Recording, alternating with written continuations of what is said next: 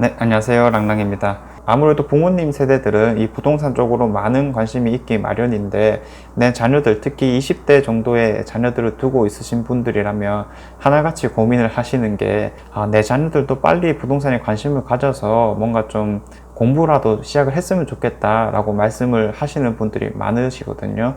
근데 현실은 그렇지 않죠. 대체로 부동산에 관심이 없고, 관심이 있다 하더라도 최근에 뉴스 기사로 많이 나오기 때문에 뭐 LH 투기라든지 이런 부정적인 인식들이 상당히 많을 거다 생각이 들거든요.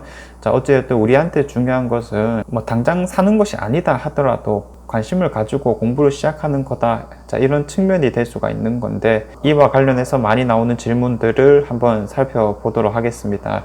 첫 번째, 자녀가 부동산에 전혀 관심이 없습니다. 어떻게 해야 할까요? 주변에 다 이렇게 말씀을 하시거든요. 제가 주로 이제 만나시는 분들이 다 부모님 세대들이다 보니까 이런 부분에 대해서 많이 궁금해 하시는데, 왜 그런 현상들이 나타나는가 한번 생각을 해보자면, 사실 당연한 부분이라고 볼 수가 있거든요. 우리가 맨 처음 부동산에 관심을 가지게 된 계기가 무엇이었는지 한번 생각을 해볼 필요가 있습니다. 자, 대체로 이제 첫 번째 같은 경우는 내가 이제 결혼을 할 때 살 집이 필요하니까 내 첫 집으로 집을 구하고, 집이 있으니까 이런 것들이 같이 상승을 하면서 뭐 갈아타는 식으로 계속 더 좋은 아파트들을 사왔다라고 한다든지, 자, 아니면 두 번째로 주변에 있는 사람들이 부동산 투자를 통해서 돈을 벌었다라는 것이 소식이 계속 들려오다 보니까 나도 관심을 갖게 되고 공부를 시작하고 실제 투자를 행하는 그런 과정들이 있었을 거거든요. 즉, 첫 번째가 실제로 필요한 경우 그때 아파트를 사려고 관심을 가졌던 것, 그리고 두 번째가 주변에서 무언가 돈을 벌었다라는 소식이 들려왔을 때 나도 무언가 조급함이 생기게 되고 덩달아서 시작했을 그럴 가능성도 조금 있다라고 보여지는데, 20대들은 이런 것들이 상당히 적겠죠. 왜냐하면 이제 대학생이라거나 혹은 대학생 졸업해서 취준생 혹은 사회초년생 정도가 되었을 건데, 옆에서 뭐 집을 샀다거나 혹은 내가 결혼한다거나 이런 케이스들이 당연히 없을 거기 때문에 부동산을 공부할 만한 계기가 없었다라고 볼 수가 있을 것 같고요. 또 하나 제일 중요한 것은 부동산이란 종목 자체가 나와 거리가 멀다라고 생각하는 경향이 많이 있습니다. 부동산이라고 하면 기본적으로 큰 돈이 들어간다 이렇게 생각이 들기 때문에 내가 당장 시작하려면 1억, 최소한 1억은 있어야 되지 않을까, 무의식 중에 이런 것들이 분명하게 있다라는 거죠. 이 돈이라고 하는 것들이 뭐 없다가도 있는 거고 있다가도 없는 건데, 많은 분들이 이제 좀 놓치고 있는 것들이 있어요. 이제 뭐 예를 들어서 무조건적으로 큰 목돈만 들어간다 이런 생각을 버리는 게 좋거든요. 내가 그냥 내 주변에 혹은 내가 살고 있는 집을 기준으로 바라보기 때문에 돈이 많이 들어간다는 측면인 건데, 사실 그 집이라고 하는 것들은 부모님 세대들이 몇십 년간 걸쳐서 이렇게 온 결과물이거든요. 기준 자체가 잘못되었다라는 겁니다. 그래서 일단 내가 돈이 없으면은 조금 외곽 지역이라고 할지라도 혹은 비인기 지역이라고 할지라도 내가 금액에 맞춰서 다양하게 넓은 시각으로 바라볼 필요가 있다라는 거고요.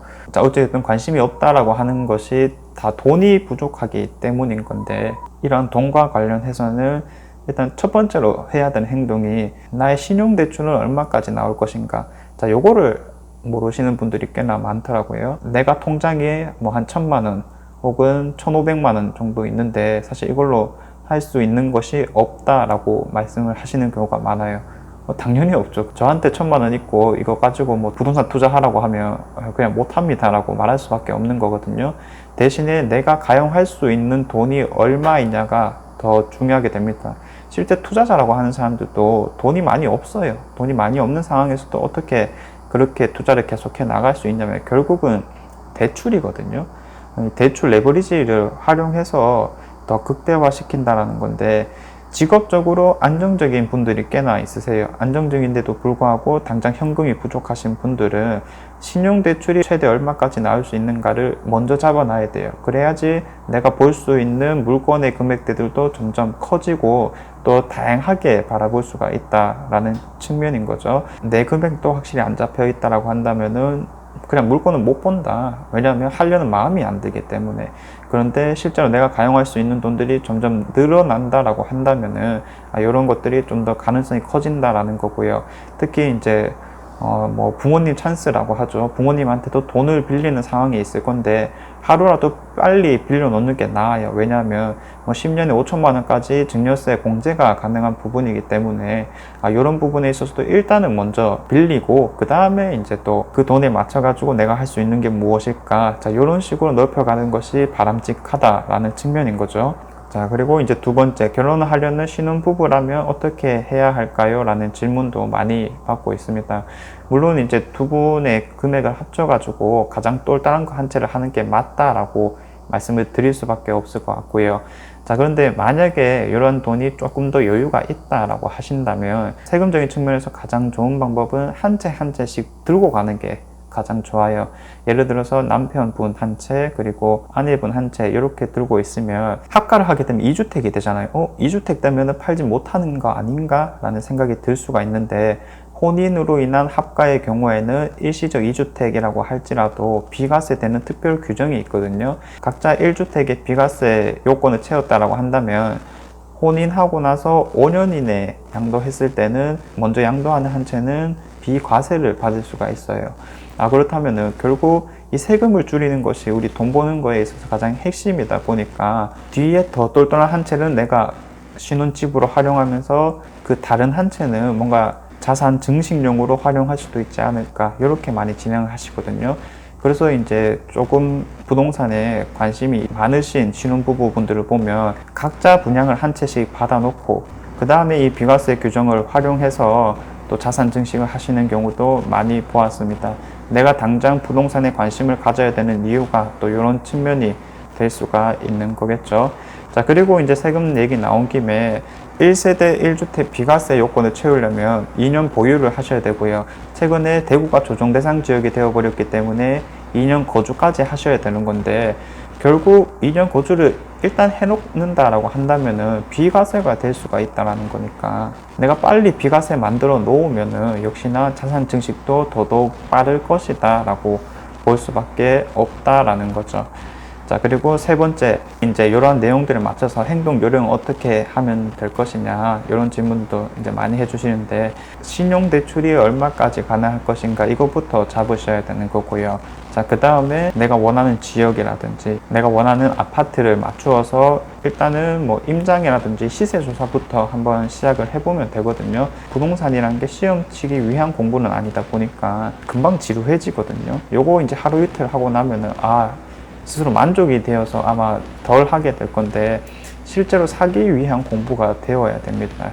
이 사기 위한 전제 조건이 내 돈이 얼마까지 있는지를 확인하는 거였고요.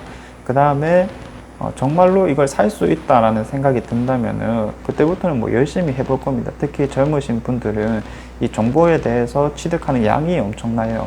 뭐 예를 들어서 인터넷 검색부터, 그리고 카카오톡 단톡방, 여러 가지 뭐 부동산 카페 같은 것들이 있겠죠. 우리 부모님 세대보다는 훨씬 더 빠르게 나아갈 수가 있기 때문에 가족이 힘을 합친다면 조금 더 빨리 나아갈 수 있다라는 측면이 되는 거겠죠. 그러면 일단은 가장 중요한 게 1주택자가 되는 게 중요하다라고 말씀을 드리는 거거든요. 처음부터 너무 잘 하려고 할 필요가 전혀 없고, 처음부터 신축 아파트 주요 입지에 들어가려는 계획을 세우는 것은 당연히 잘못된 겁니다. 이거는 나의 상황에 맞지 않는 거거든요. 그럼 나의 상황에 맞춰가지고 내가 점점 레벨업을 시켜 나갈 수 있는 단지들은 어떤 것들이 있을까 계속해서 살펴보시면 됩니다. 자, 그래서 오늘은 당장 내일 시작해야 되는 이유, 특히 젊으신 분들 입장에서 말씀을 드렸고요.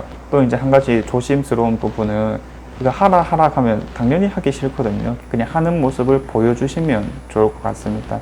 그로 인해서 어떻게 돈을 벌었는지, 처음에는 당연히 힘들 수밖에 없으니까 옆에서 세세한 지도가 들어가야 되는 건데, 자녀에게 설명을 할 수 있을 만한 충분한 지식을 갖췄는가, 자 이런 부분들도 한번 생각을 해보시면 좋을 것 같습니다. 점점 커져가는 양극화 시대 속에서 하루라도 빨리 포지션을 어떻게 취하는 게 좋을까에 맞춰서 오늘 주제를 한번 선정해 보게 되었고요. 다음에는 더 좋은 내용으로 한번 찾아보도록 하겠습니다. 감사합니다.